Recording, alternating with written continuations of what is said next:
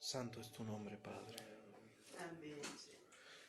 Santo Dios, eterno Rey, yo vengo delante de ti, Señor, humillado, delante de tu presencia, agradecido, porque tú me das el privilegio de estar aquí, Señor, delante de tu presencia y delante, Señor, de tu pueblo, de mis hermanos, de esta congregación, Señor, que llega hasta este lugar para invocar tu nombre, para adorarte, para honrarte, para alabarte, para entregar, Señor, su vida, Señor, delante de tu presencia y servirte, Señor, porque tú eres digno. Tú eres digno de recibir la gloria, tú eres digno de recibir la honra y la alabanza. Tú, Señor, lo llenas todo.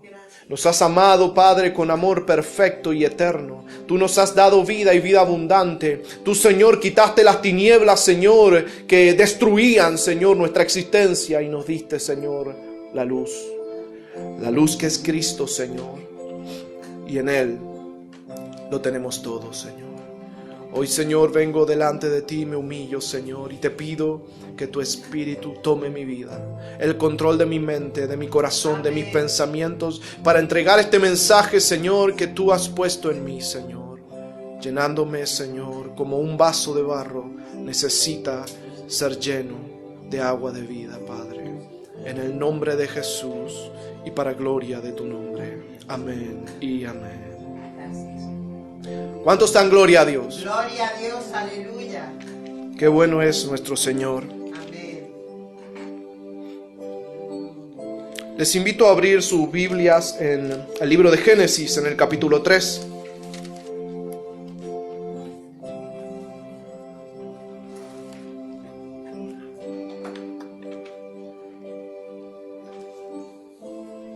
Había pensado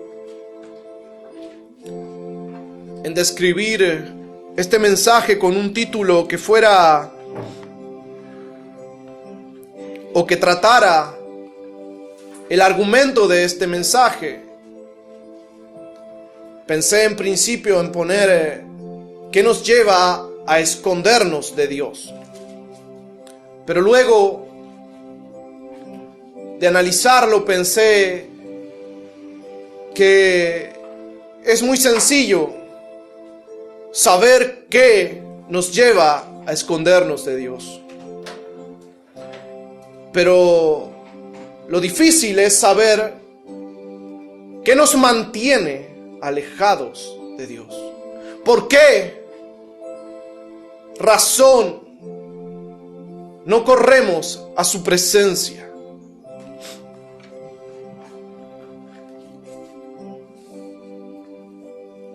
Dice la palabra de Dios en el capítulo 3 del libro de Génesis: pero la serpiente era astuta más que todos los animales del campo que Jehová Dios había hecho, la cual dijo a la mujer: ¿con que Dios os ha dicho no comáis de todo árbol del huerto? Y la mujer respondió a la serpiente: del fruto de los árboles del huerto podemos comer, pero del fruto del árbol que está en medio del huerto, dijo Dios, no comeréis de él, ni le tocaréis, para que no muráis. Entonces la serpiente dijo a la mujer: no moriréis, sino que sabe Dios que el día que comáis de él serán abiertos vuestros ojos, y seréis como Dios, sabiendo el bien y el mal. Y vio la mujer que el árbol era bueno para comer, y que era agradable a los ojos, y el árbol codiciable para alcanzar la sabiduría, y tomó de su fruto, y comió, y dio también a su marido, el cual comió así como ella. Entonces fueron abiertos los ojos de ambos, y conocieron que estaban desnudos. Entonces cosieron hojas de higuera, y se hicieron delantales, y oyeron la voz de Jehová Dios que paseaba en el huerto, al aire del día. Y el hombre y su mujer se escondieron de la presencia de Jehová Dios entre los árboles del huerto. Mas Jehová Dios llamó al hombre y le dijo: ¿dónde estás tú? Y él respondió: oí tu voz en el huerto y tuve miedo, porque estaba desnudo y me escondí. Y Dios le dijo: ¿quién te enseñó que estabas desnudo? ¿Has comido del árbol de que yo te mandé no comieses? Y el hombre respondió: la mujer que me diste por compañera me dio del árbol y yo comí. Entonces Jehová Dios dijo a la mujer: ¿qué es lo que has hecho? Y dijo la mujer: la serpiente me engañó y comí. Y Jehová Dios dijo a la serpiente: por cuanto esto hiciste, maldita serás entre todas las bestias y entre todos los animales del campo. Sobre tu pecho andarás y polvo comerás todos los días de tu vida. Hasta allí nomás. Qué interesante, ¿no? Vemos aquí una transición de hechos, una descripción muy clara y de la cual podemos obtener muchísima información. Muchos piensan que aquello con lo que la serpiente engañó a la mujer era una mentira. ¿Sabes? Los mejores engaños que existen son a través de verdades. Por eso la serpiente es astuta. ¿Sabes? Utilizó una verdad para infundir una mentira. Utiliza algo que es cierto para hacerte caer en un error. Ciertamente le dijo a la mujer, la serpiente, que al comer del fruto del árbol prohibido, ellos serían abiertos sus ojos. Es interesante porque la serpiente les dice: y seréis iguales a Dios. Pero fíjate, qué interesante es el texto, porque la serpiente les dice: conoceréis el bien y el mal. Si tú te encasillas en solo ese texto, si tú solo piensas en lo que la serpiente le declara a la mujer, pensarás: pero no les está mintiendo, les está diciendo que al comer del fruto van a conocer el bien y el mal. Van a tener conciencia de lo que es bueno y de lo que es malo. ¿Dónde está el engaño allí? Pero esto es lo mismo que si tú tomas un solo libro de la Biblia y tú dices: ¿por qué un hombre, hijo de Dios, un varón perfecto, que no cometió pecado, que no se halló error en él, Dios lo entrega, lo da, lo ofrece, para que él mismo sea un sacrificio? ¿Por qué Dios permite tal sufrimiento, tal angustia, tal dolor? Si tú te paras allí, pierdes de vista todo lo que hay desde Génesis hasta Apocalipsis, nunca entenderás cuál es la razón, cuál es el motivo, qué es lo que lleva a Cristo a darse a sí mismo, a ofrecer su vida en expiación por nosotros. De la misma manera, si tú te paras en tan solo este verso, cuando la serpiente le dice: serán abiertos vuestros ojos y podréis conocer o tendréis conciencia del bien y del mal, tú dirás: no hay engaño, no hay mentira allí. Porque al comer del fruto fueron abiertos sus ojos. Y dice la palabra de Dios que ellos tuvieron conciencia y se hallaron a sí mismos desnudos. Pero esto es lo que utiliza siempre el diablo para engañar y para traer confusión. Trae una verdad, la pone delante de tus ojos, espera que tú piques y ya te tiene en sus manos.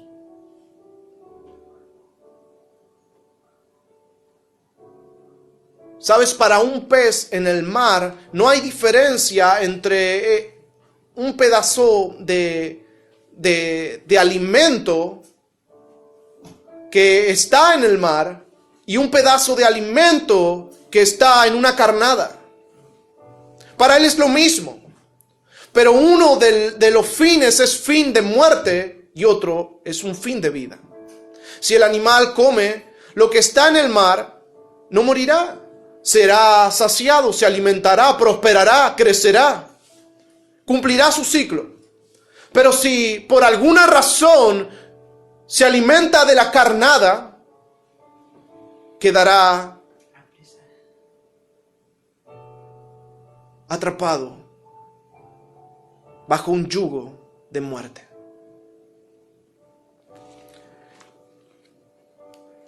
Podemos analizar todo el texto, pero voy a ser muy breve, porque en verdad hay mucho para hablar acerca del capítulo 3. El primer engaño de la serpiente es la declaración que hace acerca de lo que dijo Dios. Con que Dios os ha dicho, no comeréis de todo árbol del huerto.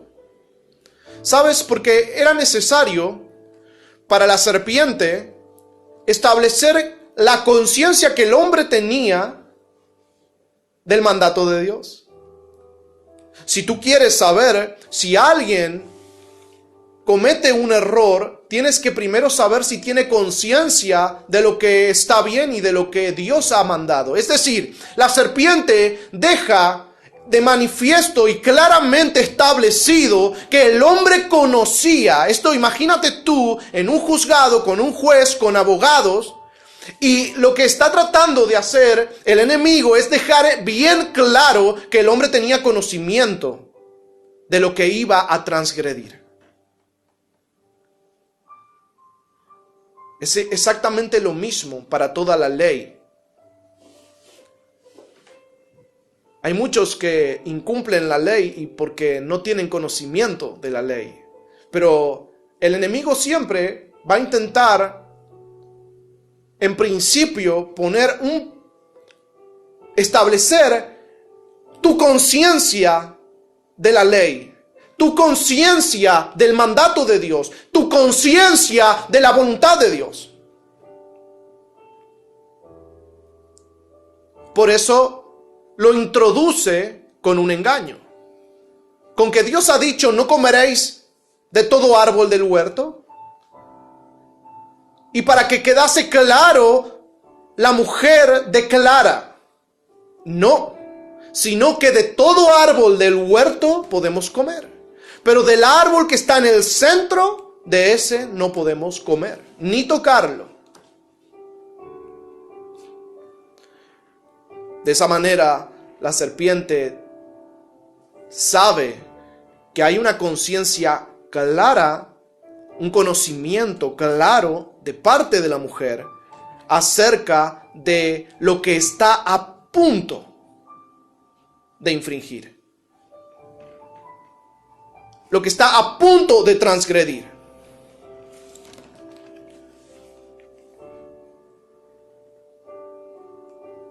Fíjate lo que sucede. El hombre y la mujer descubrieron su desnudez. Y dice que oyeron a Dios que paseaba por el huerto. Y se escondieron entre los árboles.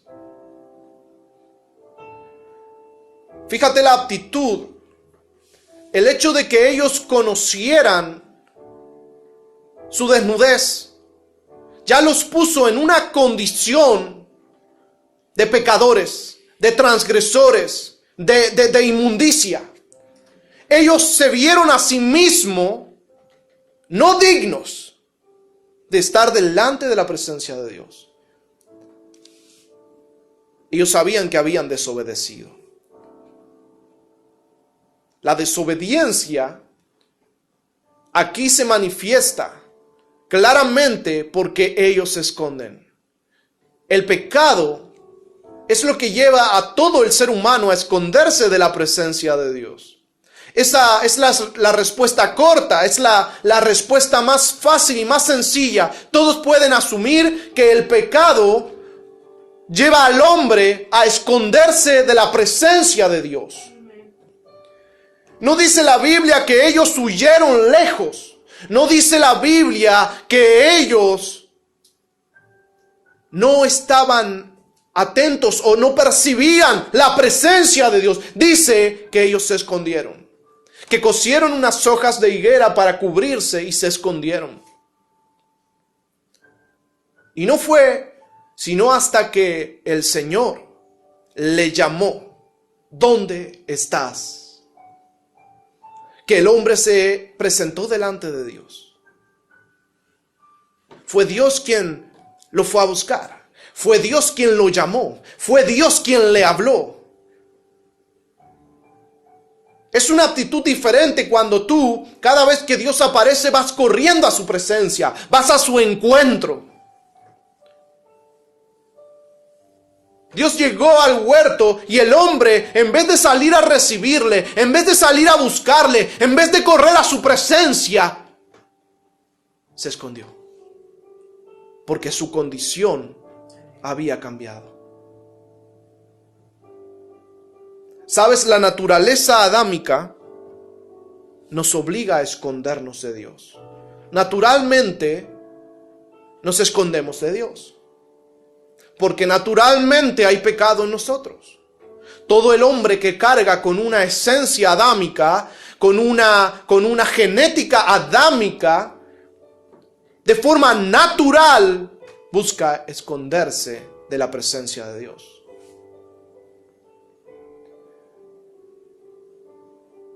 Dice la palabra de Dios claramente que cuando Dios se presentó a Moisés, Él tenía una intención, un deseo, una voluntad. Él quería estar con el pueblo. Se construyó un tabernáculo, un lugar para que el pueblo pudiera estar en presencia de Dios. Pero fíjate qué tremendo es que el pueblo, ya tan solo por sentir o por experimentar la presencia de Dios en Moisés, ya tenía temor y miedo.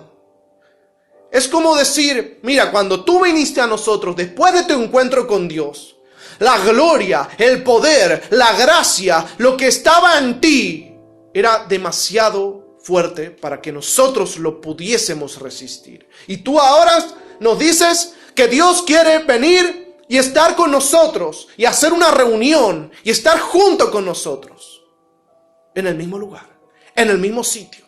No podemos tolerarlo, no podemos soportarlo. Así que ve tú y habla con Dios y después dinos. Moisés se convirtió en el hombre de los mandados. Allí comienza el ministerio de la intercesión de Moisés. Porque había un pueblo que no estaba intentando, buscando una reconciliación, una comunión con Dios. Dios dijo, yo quiero estar con mi pueblo. Ahora tengo que hablarle al pueblo a través de Moisés y a través de Aarón, porque el pueblo no quiere venir a mí. Pero yo he dispuesto a estar con mi pueblo. Más tarde Dios enviaría profetas. ¿Sabes por qué? Porque el pueblo no iba a Dios. Entonces Dios envió a profetas para manifestarle su voluntad al pueblo. No se trata de que se haya roto una relación, porque es claro que una relación se rompió. Porque hubo una traición, porque hubo una transgresión, porque hubo un pecado, porque hubo una caída. Claramente, la Biblia deja manifiesto que el hombre se apartó de Dios. No dice que Dios se apartó del hombre. Dice que el hombre se escondió de su presencia. Pero cuando Dios llamó al hombre y el hombre se presentó, ¿sabes?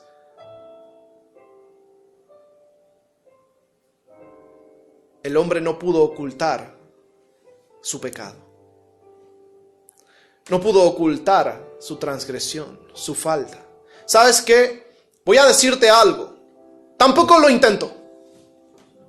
Simplemente se presentó delante de Dios y le dijo: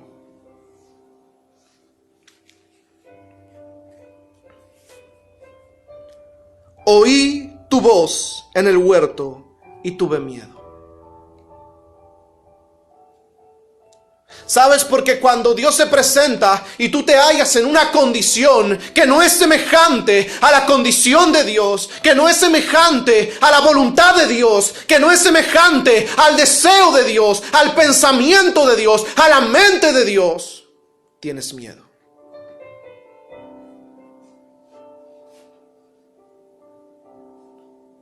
Lo primero que viene a tu mente cuando tú te sabes transgresor, pecador, es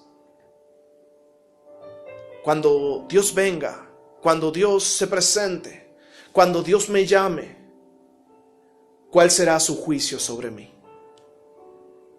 ¿Cuál será la condenación? ¿Sabes por qué lo relacionas tú? Porque lo que vino después, escucha, lo que vino después de la caída fue un juicio de Dios sobre el hombre. Pero el hombre tenía claro el juicio de Dios, porque Dios le había declarado al hombre que el día que comiera del fruto, ese día iba a morir.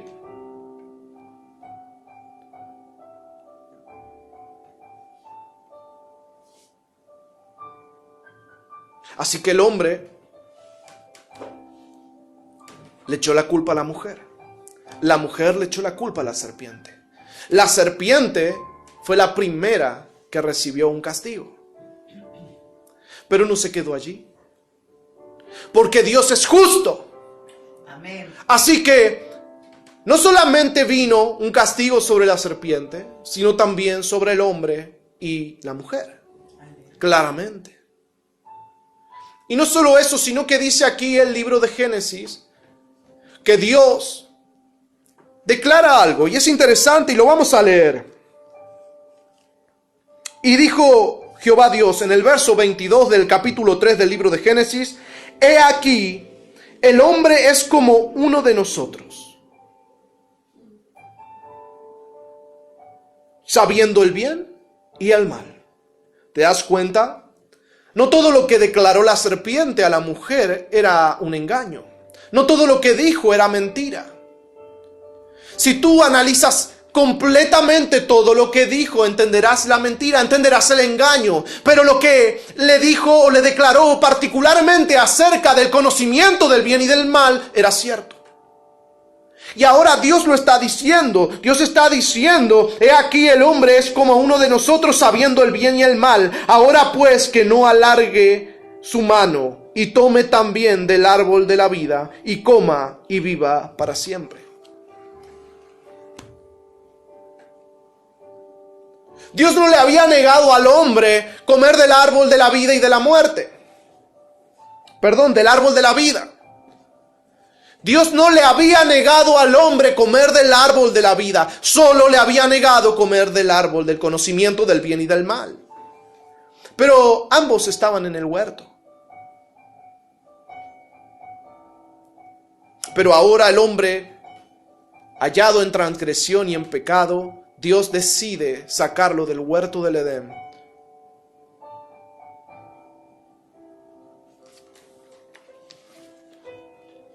Vayamos al libro de Hebreos.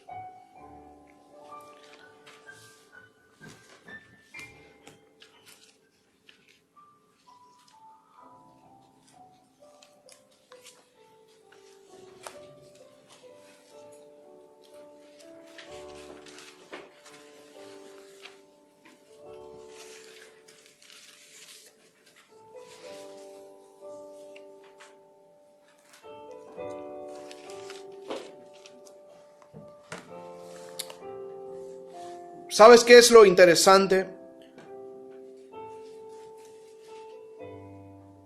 De pronto, los intercesores a lo largo de toda la Escritura se volvieron necesarios, se volvieron indispensables. De hecho, déjame decirte que los primeros hombres, Adán y Eva, tomaron hojas de higuera y las cosieron. Pero dice la palabra que Dios les hizo túnicas con un cordero.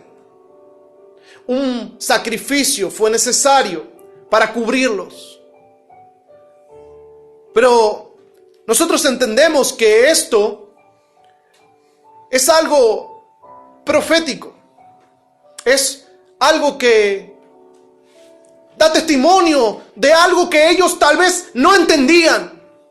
Ahora, un animal, una vida, un cordero era sacrificado para cubrir su desnudez. Ellos habían intentado cubrirla con hojas de higuera.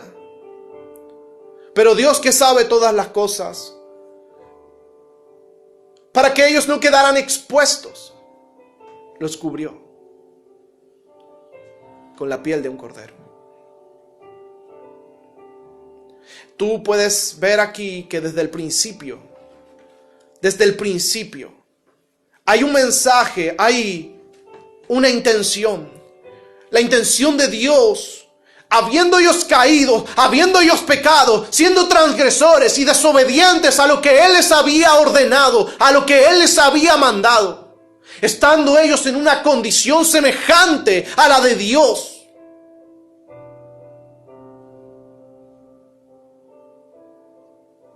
Él dice: yo los voy a cubrir.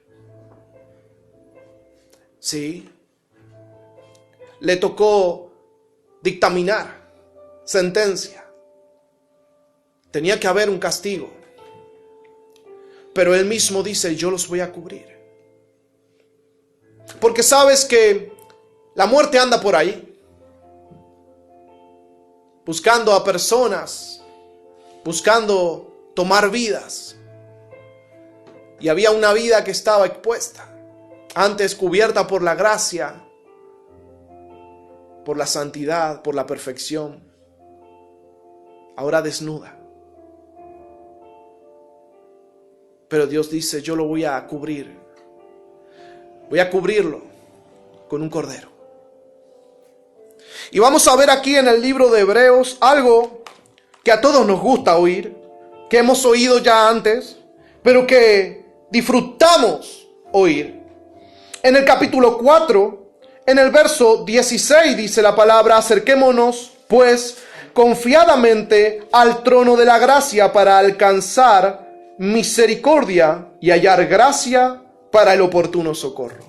Y todos lo queremos, todos lo deseamos. Es algo que nos llama la atención. Hay una invitación. Hay una invitación. Acerquémonos pues. Vamos a acercarnos confiadamente al trono de Dios. Vamos a ir a su presencia buscando gracia, buscando amor. Vamos a la presencia de Dios buscando sanidad, buscando prosperidad, buscando gracia, buscando unción, buscando liberación. Vamos a la presencia de Dios buscando todo aquello que necesitamos.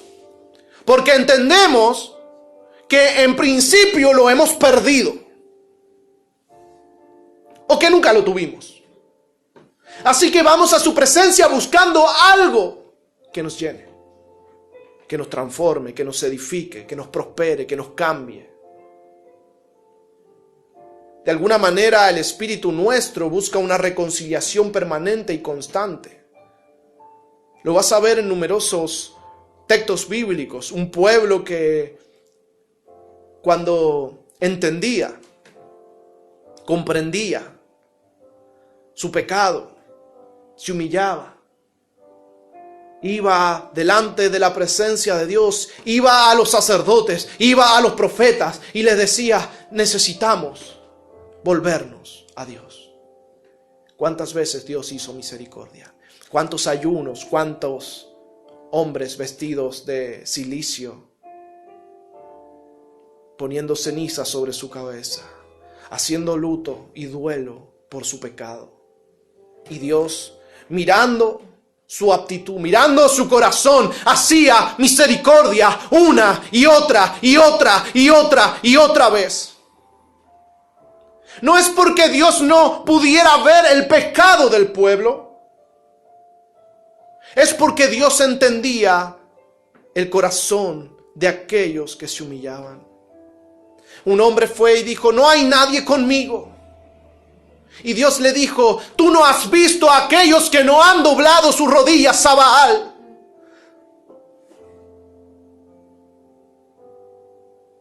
Porque había un pueblo, había un remanente dispuesto a pelear por un campo de lentejas. Habían hombres que habían determinado su vida a servir a Dios. Sabían que eran transgresores, sabían que eran pecadores, pero ellos dispusieron sus vidas delante de Dios. Dispusieron o consideraron la voluntad de Dios como algo mayor a lo que ellos eran o a lo que ellos habían hecho.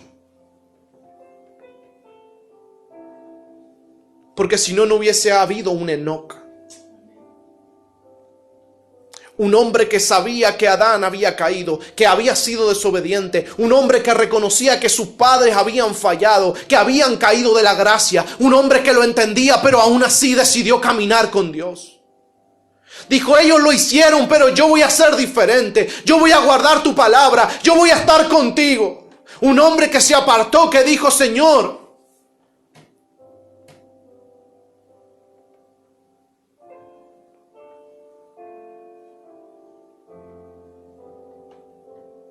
aquí podemos ver cuál es la voluntad de Dios.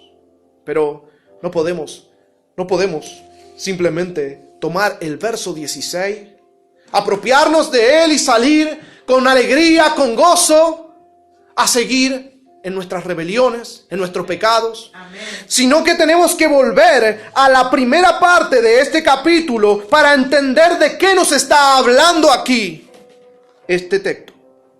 Dice la palabra en el capítulo 4, temamos pues, temamos. No sea que, permaneciendo aún la promesa de entrar en su reposo, alguno de vosotros parezca no haberlo alcanzado. ¿Sabes? Está diciéndonos, prepárate. No vas a entrar corriendo a la presencia de Dios sin sacar todas las manchas de tu vestidura. No vas a entrar corriendo a su presencia. No vas a entrar a su presencia sucio, inmundo y pecador. Comienza este capítulo diciendo temamos. Para que habiendo o estando en la gracia nosotros parezcamos no haberla alcanzado. Parezca no haber alcanzado uno la salvación. El reposo de saber que Él nos dio vida eterna. Vamos a seguir.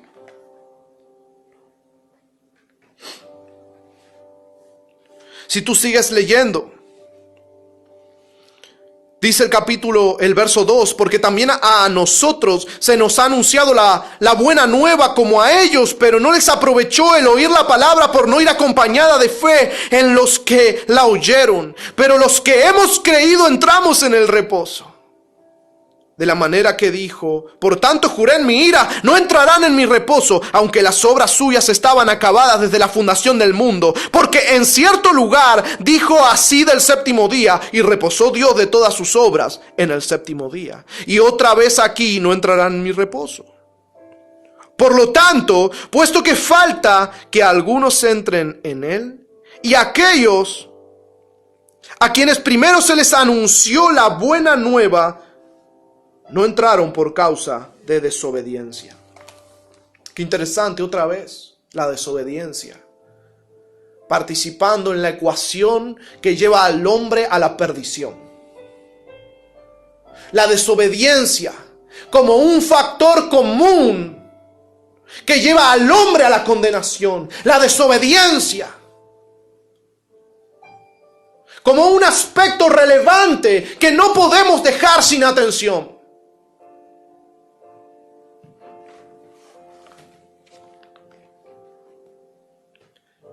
Otra vez determina un día, hoy diciendo después de tanto tiempo, por medio de David, como se dijo, si oyereis hoy su voz. Si oyereis hoy su voz. No endurezcáis vuestros corazones. Amén. Comienza el capítulo 4 diciendo, temamos. Pero sabes, continúa diciendo, si oyereis hoy su voz, no endurezcáis vuestros corazones. Porque allí estaba Adán, sabiendo que estaba desnudo, sabiendo que era transgresión y escondiéndose de Dios. Pero de pronto él escuchó la voz de Dios, escuchó la voz de Dios que le decía: ¿dónde estás?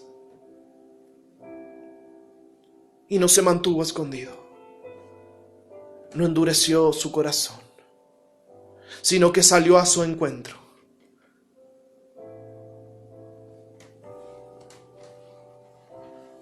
Pero aquí nos está hablando de obediencia. Nos está hablando de guardar su palabra.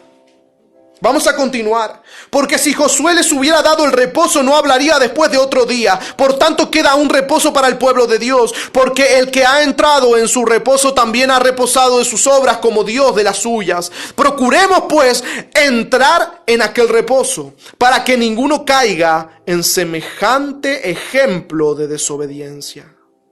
Porque la palabra de Dios es viva y eficaz y más cortante que toda espada de dos filos, y penetra hasta partir el alma y el espíritu, las coyunturas y los tuétanos, y discierne los pensamientos y las intenciones del corazón. Y no hay cosa creada que no sea manifiesta en su presencia. Antes bien, todas las cosas están desnudas y abiertas a los ojos de aquel a quien tenemos que dar cuenta. Fue sabio Adán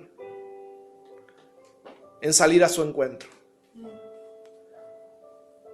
porque de alguna manera sabía que no podía esconderse de Dios, no podía esconderse de aquel que le había creado, tampoco podía esconder su pecado, no podía esconder su desnudez, su falencia, sus errores, sus faltas, sus transgresiones.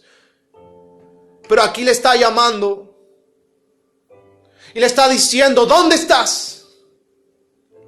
Vemos a Dios, un Dios de amor que quiere estar con su pueblo, que quiere comunión. Todos te hablan de relación. Lo hemos oído tanto tiempo, tantos años. Muchas veces no se trata de religión, se trata de relación. Lo dijeron tanto,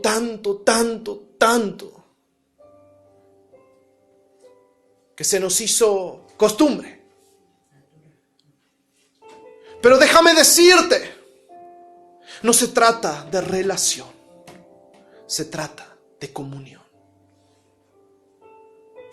Nosotros no participamos de la santa relación.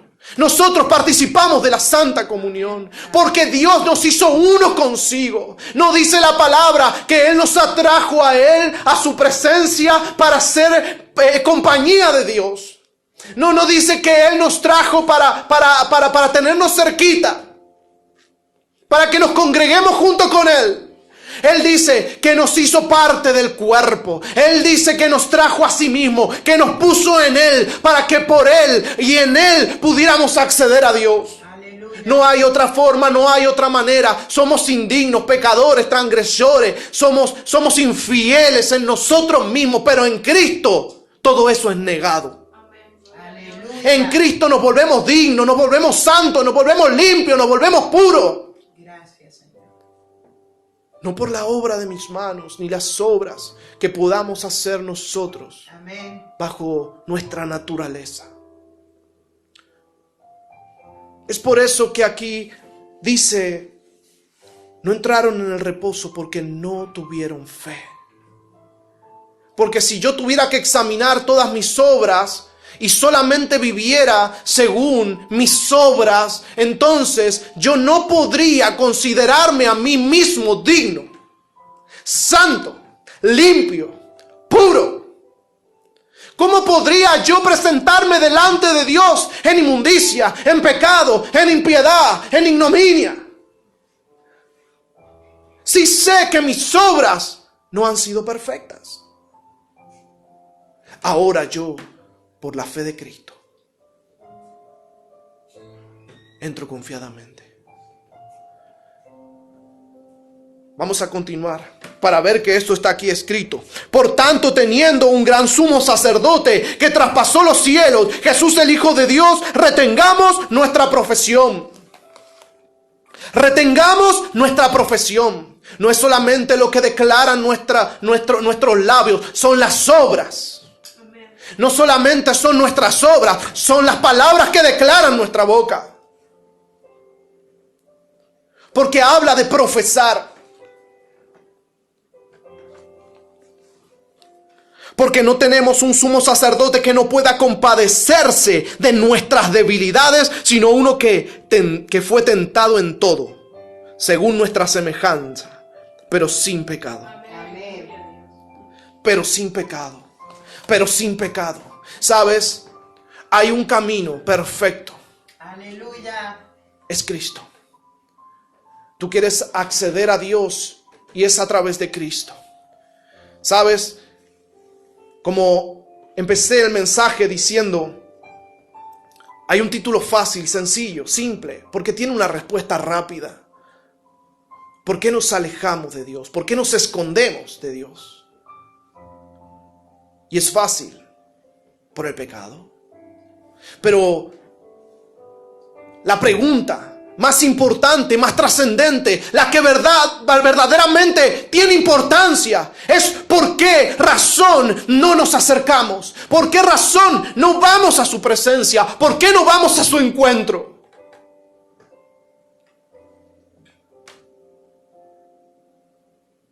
Y la respuesta es lo más doloroso. Es porque no queremos renunciar a las rebeliones, a los pecados, a las iniquidades. Es más fácil ir a un intermediario. Es buscar el milagro en un intermediario. Es más fácil ir y buscar al profeta, al ungido, al siervo, al santo, al limpio, al pastor, al obispo, al sacerdote. Alguien que vaya a Dios, que ponga delante de su presencia mi necesidad, para que yo no quede expuesto delante de Dios por mis pecados, por mis faltas, por mis errores. He visto durante todos mis años de creyente que muchos hombres actúan de esta forma. No van a Dios directamente a pedir un milagro. No van a Dios directamente a pedir misericordia. No van a Dios directamente a pedir sanidad. No van a Dios directamente a pedir liberación. Buscan un intermediario. Los hombres se acostumbraron a los intermediarios. Se acostumbraron a los sacerdotes. Pero ¿sabes? Dios envió a Jesús. Amén, aleluya. Para establecer un nuevo pacto. Un sumo sacerdote según el orden de Melquisedec. Para que todos los hombres, desde que Él estableció el nuevo pacto hasta el fin de los tiempos, puedan acceder a Dios mediante su sangre. Aleluya. Ahora no es necesario el sumo sacerdote, porque el sumo sacerdote sobre todos es Cristo. Amén. Uno que no pasa, uno que permanece para siempre, uno que no muere, uno que no queda bajo la tierra, uno que está sentado a la diestra del Padre, que está clamando, que está intercediendo. Y no solo eso, Él dio su sangre. Ahora nos acercamos, entramos a su presencia, pero sabes, no podemos entrar reteniendo los pecados. Escucha, no puedes entrar reteniendo tus pecados. Tú tienes que ir a la presencia de Dios habiendo soltado toda tu carga. Sabes, cuando tú vas a su presencia, tú dices, Señor, yo estoy aquí. Puedes ir reteniendo tu pecado. Pero la pregunta es, ¿pretendes que Dios te oiga? Que evalúe tus razones cuando retienes tu pecado. ¿Cómo Dios hace eso? ¿Cómo Dios va a considerar tu juicio cuando tú retienes tu pecado? Cuando tú dices, Señor, yo tengo derecho a estar enojado, enfurecido.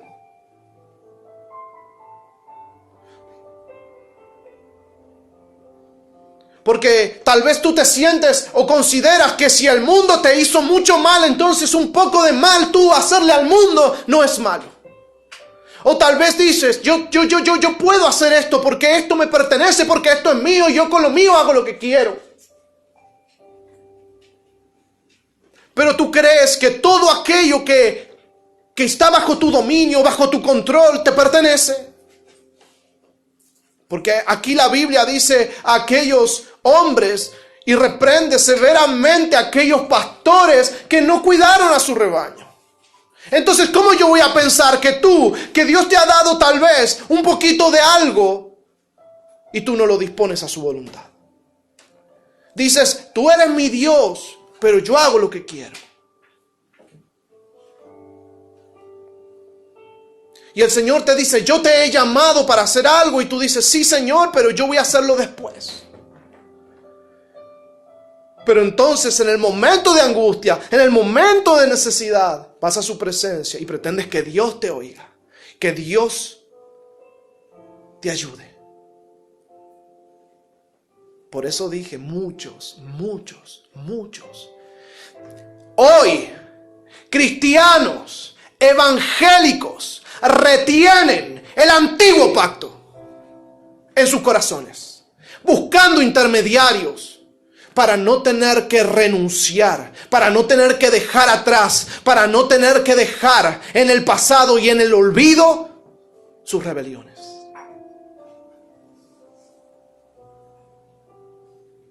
Puedes analizarlo, puedes evaluarlo. Pero lo que yo te estoy diciendo es, aquí hay una ecuación. Es sencilla. Dice, tú tienes que ir a Dios. Porque ¿qué pasa cuando ese siervo de Dios que oraba cuando estabas enfermo y recibías la sanidad de Dios se va? Te acostumbraste a beber agua del vaso, pero nunca fuiste para ser lleno. Nunca fuiste el vaso que va a la fuente inagotable. Oí hace algún tiempo atrás a un siervo hablando de que el vaso que somos nosotros tiene un límite. Y él puede derramar sobre otros. Pero si se queda vacío, tiene que ir otra vez a la presencia de Dios para buscar nueva unción, nueva gracia, nueva agua de vida. Y está bien, no hay nada malo en ello, pero si los vasos que están allí se acostumbran y viven toda una vida, 30, 40, 50 años de evangelio, buscando el agua de un vaso, nunca van a conocer al manantial. Nunca van a conocer el río de agua viva. Nunca van a conocer al Dios que todo lo puede, al omnipotente. Porque cuando tú vayas con un milagro muy grande, cuando tú necesites algo muy grande y de pronto ese hombre no pueda llevar a cabo ese milagro porque Dios te está llamando para que tú vayas a Él, tú vas a decir que no hay poder en Dios. Y es que tú habías puesto en tu corazón un ídolo, un hombre.